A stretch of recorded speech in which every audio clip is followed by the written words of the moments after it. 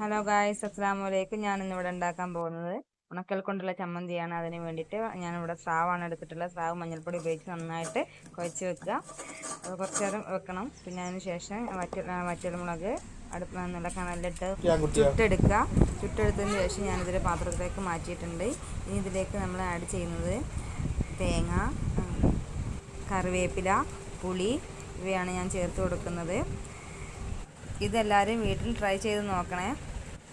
ഇനി ഒരു പാൻ എടുത്ത് അടുപ്പത്ത് വെച്ച് അതിലേക്ക് കുറച്ച് എണ്ണ ഒഴിച്ച് കൊടുത്ത് അത് ചൂടായി വന്നതിന് ശേഷം നേരത്തെ തയ്യാറാക്കി വെച്ചിട്ടുള്ള സ്രാവ് അതിലേക്ക് ചേർത്ത് കൊടുക്കുക. നന്നായിട്ട് മുരിച്ചെടുക്കുക.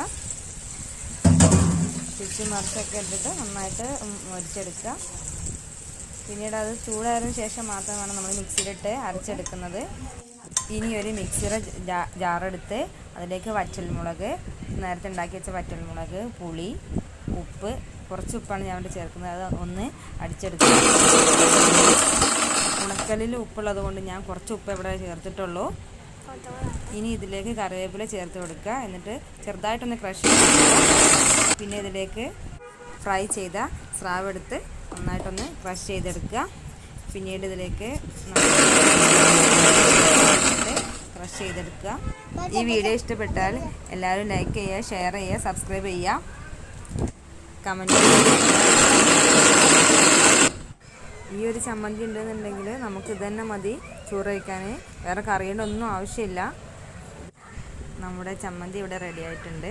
നമുക്കിതിനൊരു പാത്രത്തിലേക്ക് മാറ്റിയെടുക്കാം. വീഡിയോ ഇഷ്ടപ്പെട്ടാൽ സുഹൃത്തുക്കൾക്കൊക്കെ ഷെയർ ചെയ്യുക, സപ്പോർട്ട് ചെയ്യുക. ഇതുവരെ എൻ്റെ വീഡിയോ കണ്ട എല്ലാവർക്കും നന്ദി. ഇനി നമുക്ക് മറ്റൊരു വീഡിയോയിൽ കാണാം. അസ്സലാമു അലൈക്കും.